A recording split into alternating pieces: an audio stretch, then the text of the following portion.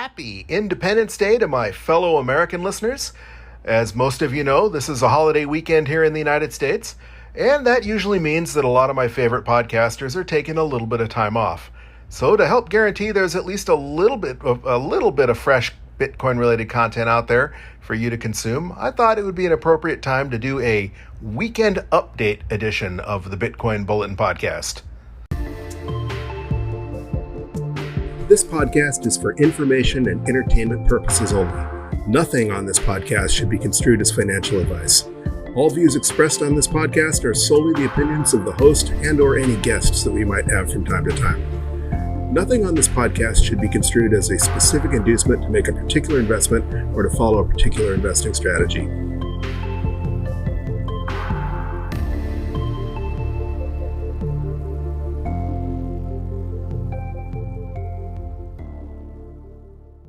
Hello, you sexy sat stackers, and welcome to the latest edition of the Bitcoin Bulletin podcast.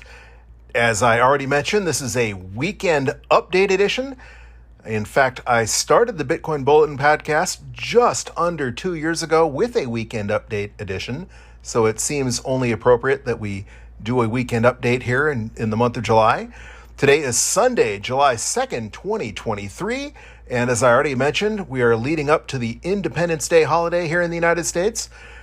In the United States, this weekend is celebrated as Independence Day, even though Independence Day is actually on July 4th, the official holiday being on Tuesday, and that will mark the 247th anniversary of the signing of the Declaration of Independence. Of course, because the July 4th is a Tuesday this year, a lot of people are taking an extended weekend, and this probably includes a lot of your favorite podcasts. But not us here at the Bitcoin Bulletin podcast. We want to make sure that we provide fresh content for you so that you have something to listen to, especially if you are taking it easy and celebrating the holiday weekend. Here in Florida, for example, the celebrations stretch for several days, with our local fireworks show here on Monday at the beach, and then across the lagoon on the mainland, they have the bigger celebration on Tuesday. Banks and the stock market will be closed on Tuesday, and the stock market will be closed early on Monday, closing at 1 p.m., which obviously is something that we don't have to worry about here in Bitcoin land because Bitcoin never sleeps, but the traditional financial institutions take kind of an extended holiday. They go home a little early on Monday, and they're going to be closed on Tuesday, at least here in the USA. So if you need to deal in fiat to get some fiat moved into Bitcoin, you might want to take that into account. Obviously, if you're in the United States, you're probably fully familiar with that. But if you're not, just be advised that if you need to make arrangements to move stinky fiat out of your bank account so that you can convert it to Bitcoin, you might not be able to do so Tuesday because it is a federal holiday. Before we get into that and more, let's take a quick look at the vital statistics. At the time of this recording, we are at a block height of 796,851, and the price of Bitcoin is ringing in at $30,520 US per Bitcoin, and that means one dirty fiat dollar will purchase you 3,277 sats. That is about 50 sats per dollar, or 50 sats fewer than $1 would have purchased you on our DCA Wednesday episode. Bitcoin about $395 to be specific, more expensive than it was on Wednesday, June 28th. And that's kind of funny for reasons that we'll get into here in just a couple of minutes. But let's continue with the vital statistics. We are currently 43,149 blocks away from the next halving. That looks like that's still going to happen on April 21st of 2024, solidly less than a year now from the next Bitcoin halving. And of course, if history repeats or even rhymes, that is when the fireworks should begin. Not necessarily on the halving day, but 6 to 18 months after the halving, we should be looking at that next parabolic phase of the Bitcoin 4-year cycle.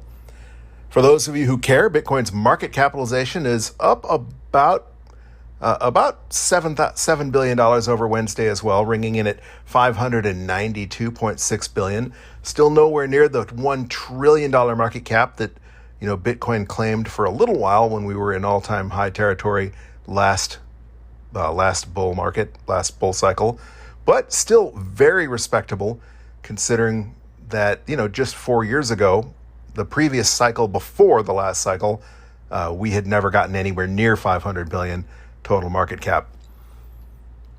And for those of you who still value your wealth in shiny metal rocks, shiny yellow rocks, little round gold coins, it will now cost you more than £1 of gold to purchase just one Bitcoin. That window is closing. If you want to convert your gold into Bitcoin, just on Wednesday, it would have only taken only 15.9 ounces of gold to purchase just one Bitcoin, and now we are over £1 at 16.1 ounces of gold to purchase just one Bitcoin. And gold is going to continue to trend down in terms of Bitcoin.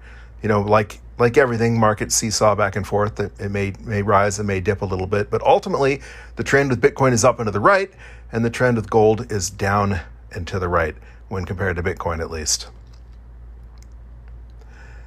The mempool is looking strikingly full considering it's a weekend. Oftentimes the mempools tend to clear out over the weekend, and they're more full on Wednesdays, on DCA Wednesdays. But at the moment, it's looking like there are 55 blocks worth of transactions pending in the mempool. There are only 33 blocks pending on DCA Wednesday on June 28th. So that is as many as we've seen in 3 weeks. And that's kind of surprising for a weekend, but not completely unheard of, especially for a holiday weekend. If there's people out there batching, taking advantage of the weekend to consolidate transactions, for example. Along those lines, the fee estimators out there are saying that it'll cost you anywhere between 9 and 18 sats per VByte to guarantee your transaction is mined into a block, with Clark Moody's dashboard estimating that it will take a fee of 17 sats per VByte to guarantee you're in the next block, and 11 sats per VByte to guarantee your transaction will be posted in a day, or 9 sats per VByte to guarantee your transaction is mined within a week. However, mempool.space, who usually is saying it's a little cheaper than Clark Moody's dashboard, is saying it will cost you 18 sats per VByte for a high priority transaction, which is still currently only 77 cents, which isn't a whole lot of money when you're talking that you could literally move billions of dollars anywhere across the globe at the speed of light for just 77 cents. That metric that I like to follow, the 24-hour transaction rate, Bitcoin's on-chain volume, is obviously been up, but the 24-hour transaction rate has been trending down.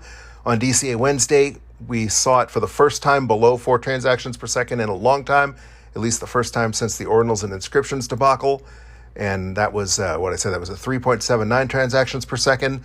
And currently, Bitcoin's 24-hour on-chain transaction rate is only 3.4 transactions per second.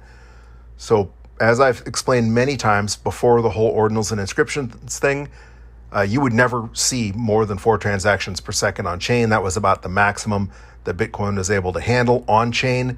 And anytime we saw more than 3.14 or 3.15, at least during the 2-year history of this podcast, every time we were above 3.15 transactions per second, the price of Bitcoin was trending up. And that was just, that's not any kind of official TA. It's just what I've noticed in watching this statistic every Wednesday for the last 2 years. But then when the ordinals and inscriptions thing ballooned the transactions to, it was more than 7 transactions per second. I think the highest we saw was 7.73 transactions per second, almost 8 transactions per second. So that metric kind of went out the window, but it looks like that is finally starting to return to normal, and that is pretty cool. Last Wednesday, we had just had a mining difficulty adjustment. It was a fairly large one upward, and we were so close to that mining adjustment that really all the estimators were completely unreliable. It's still too early to tell, but for example, last Wednesday, blocks were averaging 11 minutes and 33 seconds since the mining difficulty adjustment, and so it was looking like we were going to have a reasonably large decrease in mining difficulty. That has corrected itself as we've gotten more data points to include in the average block time. Currently, blocks are averaging 9 minutes and 50 seconds, so coming in faster than they should. And of course, it's still too early to know because we're still 11 days away from the next Bitcoin mining adjustment. But if that holds, we're looking at an increase now of as much as 2.1%. But, with 1,485 blocks to go, almost or approximately 11 days of the 14 days, so almost the entire difficulty epoch still to go. That that number isn't really super reliable at this point still. We don't have any boosts to read this week again, but I still want to say thank you to those of you who are listening on your favorite Podcasting 2.0 apps. Even if you aren't streaming sats to our podcast, you can still earn sats by listening to your favorite podcasts. And that's kind of the modern equivalent of a Bitcoin faucet. Back in the day, you used to be able to get free Bitcoin just by visiting certain websites. And I think there was one faucet out there that would give you like 5 Bitcoin just for clicking on the website. And obviously those days are long gone, but one way to get some free sats is by listening to your favorite podcast on Fountain app, for example. I think right now they're limiting you to about 60 sats a day. But, you know, if Bitcoin ever hits dollar Bitcoin parity, it'll be like back when they were giving away 5 Bitcoin for going to a faucet, and 5 Bitcoin were basically worthless. But now, you know, look what 5 Bitcoin will purchase you. And so the same thing will probably be said one day as hyper-Bitcoinization occurs, as Bitcoin adoption goes through the roof. And even if Bitcoin only hits $1 million, you know, that's Bitcoin cent parity. So that'd be 60 cents just for listening to your favorite podcast. And then one day maybe as much as $60 just for listening to a podcast. Who knows? Either way, it's free sats. One of the things I like about that is I run a Lightning node. And, you know, when you manage your Lightning channels, it costs you a few sats to rebalance your channels. And so listening to podcasts on Fountain, I transfer those sats to my Lightning wallet, and it's basically paying the fees for me to keep my channel balanced. So a lot of people lose money operating their Lightning wallet, their Lightning node, and most of us do it because we want to use we want to run our own node, we want to use Lightning, and we want to run our own Lightning nodes because, you know, don't trust verify, right? Eventually, as you get more and more into Bitcoin, you will run your own node, and then you'll even run your own Lightning node. And so you would do it even if you did lose money. But at least as of right now, 60 sats a day is more than it's costing me to keep my channels balanced. So that's the way I look at it. Not only am I getting paid to listen to my favorite podcast, but it's paying me to run my Lightning node. And so that's pretty cool. All right. So the news today, before we really get into Bitcoin price, this really isn't Bitcoin related. It kind of is in one way, but you may have seen on Twitter or on Reddit, a Twitter user, Douglas Ordonez, posted that he absolutely got hosed taking an Uber in Costa Rica. It says, Uber charged me $29,994 USD for an Uber ride in Costa Rica. They did not convert that into Costa Rican currency, $54 USD. Altura Credit Union allowed this charge to process, and Uber is not complying. Now I'm in Guatemala with a negative balance on my 5-year anniversary. So that really sucks. And that's something to be careful of if you're in a foreign country and you're paying with a US app or whatever app you're using, and it's supposed to be converting into another currency. In this case, it did not, and that is a very unfortunate situation to be in, but a situation he would not have been in had that Uber driver taken Bitcoin, because 1 Bitcoin will always equal 1 Bitcoin regardless of where you're at. So that's one of those, that's yet another one of those Bitcoin fixes this things, and hopefully they will fix it. In fact, they probably will. But last time I had a dispute with my bank, it took 90 days to get my money back. And that was a clear case of fraud where somebody had just emptied, they cloned my debit card and emptied my bank account. And it took, because it wasn't a credit card, because it was actual money, it took 90 days, a police report in 90 days to get my money back. And it would really, really bite to be in a foreign country on your wedding anniversary and have your checking account overdrawn by $30,000.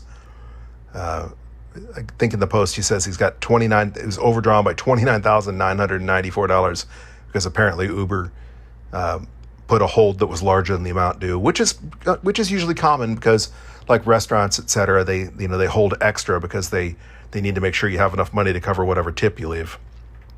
Again, not necessarily purely Bitcoin related, but certainly one of those situations that Bitcoin fixes.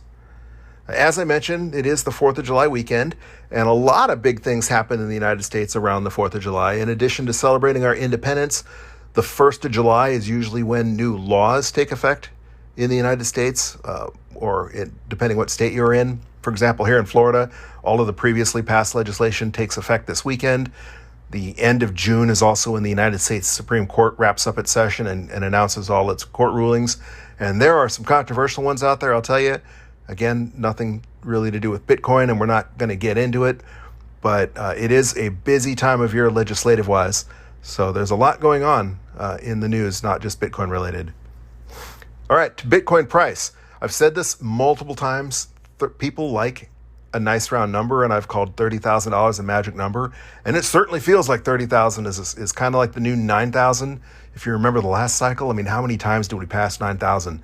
It was great because there was that Vegeta meme, we're over 9,000 every time Bitcoin crossed the 9,000 mark. And it's kind of starting to feel like deja vu. And if history repeats itself, we're going to do this at least 2 more times, because if we really are repeating 2019, it would not be unusual to see that dip just like we had in 2019, where Bitcoin would drop below 30, and then by necessity it would have to go above it again before the halving and before we hopefully never see 30,000 again. And that's not necessarily going to happen. History rhymes but doesn't necessarily repeat. So this time could be different. And even if it isn't different, it might not be precisely the same. The way we get around that is we just DCA, which is what we do every Wednesday on our DCA Wednesday episode. So I wouldn't hold my breath and count on Bitcoin dropping below $30,000 again. But it's certainly starting to feel like, like 30,000 is the new 9,000. Either way, if you DCA, you don't have to worry about it, because you're going to just keep buying whether Bitcoin's high or low, and you'll buy the top, but you'll also buy all the dips. And so far, that's worked out for us. If you have never followed our DCA Wednesday episodes, we do that every Wednesday, where we dollar cost average just $20 into Bitcoin. We've been doing that for almost 2 years now, and we've stacked over 7 million sats in doing so. Again, this isn't a DCA Wednesday episode, but if you've never followed our DCA Wednesday episodes, be sure to listen in on Wednesdays, and we'll get more into that. The big news on Friday, Friday, the panic was that the Securities and Exchange Commission had rejected the spot Bitcoin ETFs. That isn't exactly what happened. The SEC sent the BlackRock and Fidelity spot Bitcoin ETFs back, saying that they were inadequate, basically requesting more information. Many people are actually viewing this as a positive thing, at least as far as the ETFs are concerned, because if there was no way they were going to approve a spot ETF, the SEC would just flat out reject it. When they are on track to approve a new ETF, this is kind of how it works. They go, there's some back and forth, and they don't just approve it carte blanche. They do these requests for further information. So it remains too early to be seen. But as a result, when that news first broke, the price of Bitcoin dropped by about $1,000. However, it had been going up all morning. So I think Bitcoin got over 31,000. I think it was like 31,300. So when it dropped, it just dropped to the $30,000 level. And then by the end of the day, it was 30,400 or 30,500, which is pretty much exactly where it had started. So even though there was a panic, a flash dump, which certainly wrecked a lot of the shorts and then wrecked a bunch of the longs right before and after, Bitcoin basically ended the day flat. Now, there's a lot of conspiracy theory around the timing of the SEC's announcement. For example, the lead up prior to the announcement, people were talking about Friday was going to be a volatile day because there were options expiring. Greg Foss had said on the Cafe Bitcoin podcast that there was a lot of gamma, I believe is what he said, where that he didn't know whether Bitcoin was going to go up or down, but the gamma was off the charts, and that the Friday was going to be a volatile day, either up or down. CoinDesk had reported right before then that Bitcoin volatility likely as options worth $4 billion expire on Friday, writing that market makers selling the options may need to buy more Bitcoin in the spot market to cover their positions if the cryptocurrency rises further. So when this did happen on Friday, Greg Foss on the Cafe Bitcoin podcast said this was an engineered headline. Said this occurred on a witching day, his words, not mine, where gamma was off the charts. He said some dealers were caught so short they needed to get a headline launched so they could cover their exposure. He said this is how it works. It happens all the time. He said it was 100% certain that was the case, that basically this was manipulation because these dealers that were short Bitcoin needed to purchase, and so they wanted to drop the price so they could buy at a cheaper price and save themselves some money. Apparently that's how the game is played, at least according to Greg Foss, and he certainly knows what he's talking about. Either way, people have been talking about these spot ETFs and whether they're a good thing or a bad thing. I've seen multiple articles saying, what are the pros and cons of a Bitcoin ETF? And I just thought that was funny in and of itself, the pros and cons. My answer is yes, they're both. They're professionals and they're cons. That's just how Wall Street runs. And that gave me another fun thought. Context matters. One of the funny things about the English language is how you can say the same thing, but depending on how you say it, it can mean different things. Kind of like how punctuation matters. There was the punctuation thing where they said a panda eats, shoots, and leaves. Without the commas, like a panda eats, he shoots, and he leaves. With the commas, a panda eats, comma, then he shoots, comma, then he leaves, instead of eats, shoots, and leaves. Or, as someone said about the Bitcoin conference, it certainly was nice to meet you in the flesh. Means something totally different if you were talking to, say, Hannibal Lecter, for example. Also out there, just breaking this morning, there were some rumors that I don't want to give credence to because I'm pretty sure they're bogus. Fake news tends to abound out there, but there are reports on Twitter and Reddit of a headline saying that Gary Gensler is going to be resigning, and I cannot find anything to confirm this.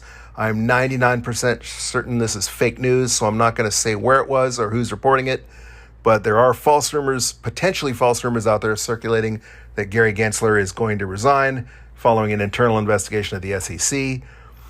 What I can confirm is that Securities and Exchange Commission boss Gary Gensler has been facing ethics scrutiny, among other things, over his ties to Sam Bankman-Fried. With the New York Post reporting, for example, questions are multiplying around a 45-minute Zoom call that SEC Chair Gensler held in March 2022 with disgraced crypto mogul Sam Bankman-Fried. They go on to say, and this is the important part, this is why it could get Gensler in trouble, but now a document recently obtained through the Freedom of Information Act shows there is no record that Gensler ever requested permission from the SEC's Office of Ethics Counsel to meet with SBF. Not only is that a breach of the agency's own protocol, it is also likely that if Gensler had asked for permission, that he would have been refused, according to experts. So the rumors of Gensler's demise are probably fake news, but that doesn't mean that he's not in hot water. There are many, many, many calls asking for him to recuse himself when it comes to cryptocurrency, or particularly the Bitcoin spot ETFs, because of his associations with not only SBF, but also with Binance. As you recall, it was reported a while back that Gensler had actually asked Binance to give him a job before he became SEC chairman. So certainly there's definitely some conflict of interest out there, even if he is pure of intention, pure of heart. Also in the negative news out there, we just quoted a bunch of data from Clark Moody's dashboard, so that's probably taken care of. But you might have noticed, if you tried to get stats from Clark Moody yesterday, that his dashboard was down for an extended period of time. Obviously, it's back up at the moment. But for example, during yesterday's Simply Bitcoin podcast, they were trying to get some statistics off his dashboard, and they couldn't. I tried to load it, and I was getting an error that I wasn't sure if I was having a problem because of my VPN or my firewall. So it was nice to see that it wasn't on my end. I had a similar issue with Twitter. I tried to log into my Twitter account because I have multiple people that live in this household, and someone else was logged into Twitter, so I logged them out of Twitter so I could log into my Twitter account, and it wouldn't let me. And it kept bringing up an error message saying that, I forget what the specific error message was, but it said, you might want to try clearing your cookies. I cleared my cookies, I couldn't get in. And then I started seeing headlines about people having trouble accessing Twitter. And apparently this is part of a big new change that Elon Musk announced, where he's limiting the number of tweets you're actually even allowed to read, even if you are a blue check, even if you are a paid verified member, and even more so if you're not.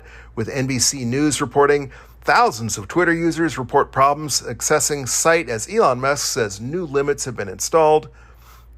In a tweet Saturday afternoon, Musk said that verified accounts are limited to reading 6,000 posts a day. For unverified accounts, the number drops drastically to 600 posts a day, and new unverified users can only access 300 posts a day. And this second half bit me a little bit because I have a Twitter account for myself, and then I have a Twitter account for the podcast. And because I don't post very much on the podcast Twitter account, it flagged me and said that to prove I wasn't a bot, I need to interact more on Twitter, or they're not going to let anybody see any of my posts. And, this is a Twitter account I've had for 2 years. But apparently I was not shadow banned, but part of this new release was affecting my ability to post. Apparently the only people that are allowed to see posts on our podcast Twitter are people who are following us. At least it was the case. And so one way you can help me out with that is if you do follow the Bitcoin Bulletin Podcast on Twitter. On Twitter, the handle is at BTC Bulletin Pod, at BTC Bulletin Pod. So we don't have very many followers. If you're on Twitter and you're not following us, please click follow. That'll help get us unlocked so we can actually tweet and reach more people. In addition to the fact that you'll be notified when we have new podcasts, when we do special podcasts, like today, for example. You probably were not expecting for us to do a podcast on Sunday. So if you're following us on Twitter, you would know that we did a podcast on Sunday. So please follow us on Twitter at BTC Bulletin Pod. And speaking of, being erased by technology, I guess he's former parliament member and kind of the leader of the Brexit movement, Nigel Farage, announced the other day that he's being debanked. He said his current bank notified him that they're closing all his accounts, and every bank he's tried to set up an account with since then is saying no, they will not allow him to have an account. They wouldn't tell him why, but basically said it was I don't know whether they said a commercial decision, basically that they reserve the right kind of deal. And obviously that's another thing that Bitcoin fixes, but we've seen the money become a weapon. We've seen the weaponization of the monetary system when it comes to foreign states.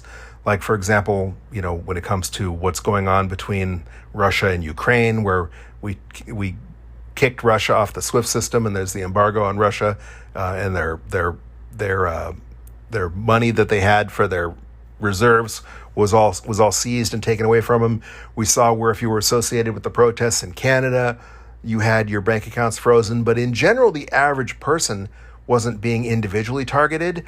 And now I know you're not Nigel Farage. You're not, we might not say, well, I'm not out there in the media like he is creating as much controversy as I am. So a Nigel Farage or a Jordan Peterson getting debanked, that could never happen to me. But that slippery slope is getting slipperier. And if it does get to the point where you are looking at being debanked, you're going to want to be as much out of the fiat system as possible. Again, Bitcoin fixes this, but only if you get out of fiat and into Bitcoin before you get debanked. We've seen that every time a government starts to abuse its power, it gets worse. It's not like they do one abuse and they say, oh yeah, we did something outrageous and we're never going to do it again. No, it just continues to get worse and worse. Governments tend to get more authoritative and more corrupt over time, not better. The only time they ever seem to go backwards is, when they're overthrown. And that doesn't look like that sort of thing is going to happen anytime soon, except maybe in France. Boy, it sure looks like things are going to heck in a handbasket there. But again, that doesn't have much to do with Bitcoin. However, if you were protesting or rioting in France, I wouldn't be surprised if they ID you if your bank accounts are suspended and your social media accounts are suspended. Speaking of social media accounts, getting back to the whole Twitter thing, one of the ways we are not restricted is on Nostr. Our Nostr account is pretty brand new. I don't think we have that many followers at all. I've only posted a couple things. But the Bitcoin Bulletin Podcast is on Nostr. So in addition to following us on Twitter at BTC Bulletin Pod, our Nostr public key is in the show notes. So if you are on Nostr, please follow us on Nostr, because it is a little bit harder to use Nostr. At least in the beginning, it's a lot harder to follow people, to find people, to make sure you're following the right people. So if you cut and paste that public key into Nostr and find us, I would appreciate a follow on Nostr, because if Elon Musk gets worse, if Twitter continues to get worse, if we get shut out of Twitter completely, we'll still be on Nostr. All right, that is all I really wanted to talk about in this special edition of the Bitcoin Bulletin Podcast, Weekend Update Edition. Again, I would like to hear what you have to say. You can, of course, do so by sending us a boost on Fountain. But you can also do so by, like I said, following us on Twitter and sending us a DM, again, at BTC Bulletin Pod on Twitter. If you're already following us, I'd like feedback. Let me know what you like about these podcasts, what you don't like. Did you enjoy getting a weekend update, or does it kind of not go with your flow because you're used to listening on, Wednesday nights or Tuesday mornings? These are things I'd like to know. So DM me on Twitter at BTC Bulletin Pod, send us a boost through Fountain or Breeze and let us know, or give me an email. My email address is bitcoinbulletin@protonmail.com. That should be pretty easy to remember, bitcoinbulletin@protonmail.com. And if nothing else, don't forget to join us on Wednesday and every Wednesday where we grow our stack of Satoshis together, $20 at a time. But until that time, keep on stacking those sats, you sexy sat stackers.